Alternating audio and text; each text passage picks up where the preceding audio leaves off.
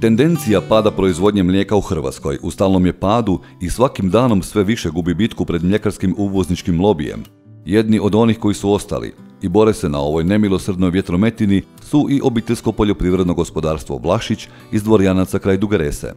Ivan Vlašić rođen je 1983. godine i nositelj je obiteljskog gospodarstva kojeg je 2016. preuzeo od svoje majke. Pa odlučio sam se baviti poljoprivredom jer to oduvijek o tom sanjam, volim to, želim to i onda se otvorila mogućnost sa europskim fondovima pa smo se odlučili da ćemo sa mame prenijeti na mene. Samim time sam se samo zaposlio i evo tu smo, proizvodimo, radimo, živimo. Početci bavljenja proizvodnjom mlijeka sežu u početak 90-ih, kad je gotovo svaka kuća imala kravu ili dvije. Počeli smo znači u početku rata 90-ih godina, tada smo imali smo kravu dvije kao svaka kuća u selu, pa smo to malo po malo, jedna, dvije, tri, kako koju godinu i sad smo trenutno na 24 muzne krave i imamo toliko otprilike i pomladka, šta muškog, šta ženskog, kaj velikih, kaj manjih. 24 muzne krave, još toliko junadi za podmladak, iziskuje svakodnevni angažman cijele obitelji. Uz Ivana, svaki dan u štali ili na polju su njegova supruga, roditelji i 10-godišnji sin. Kako bi poboljšao uvjete rada na svojoj farmi, odlučio je aplicirati na bespovratna sredstva iz mjere 611 za mlade poljoprivrednike, koje Europska unija subvencionira nepovratno. Uspio je dobiti iznos od 50.000 eura, te sa svojih još 40% financijskih sredstava kupuje traktor. Pa evo, počeli smo sa ulaganjem u poljoprivrednu mehanizaciju, to smo povukli sredstva od EU fondova,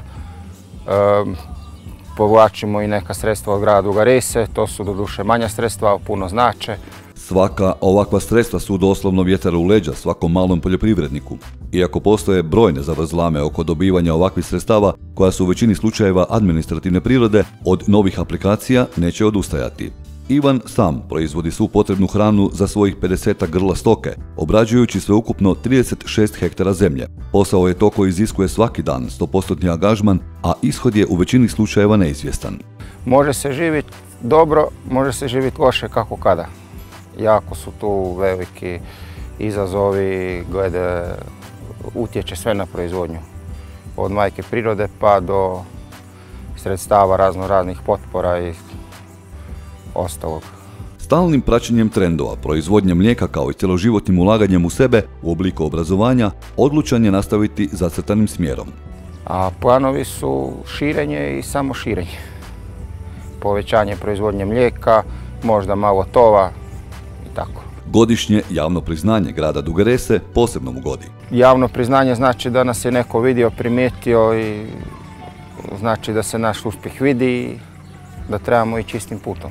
Potrošnju mlijeka možemo promatrati kao indikator kvalitete prehrane stanovništva, a proizvodnju kao indikator položaja stočarstva i agrarne politike u jednoj zemlji. Proizvodnja mlijeka najvećim se dijelom odvija na privatnim obiteljskim gospodarstvima, baš poput Ivanovog. Nadamo se boljim vremenima i više ljudi sa jasnim ciljem poput OPG Vlašić.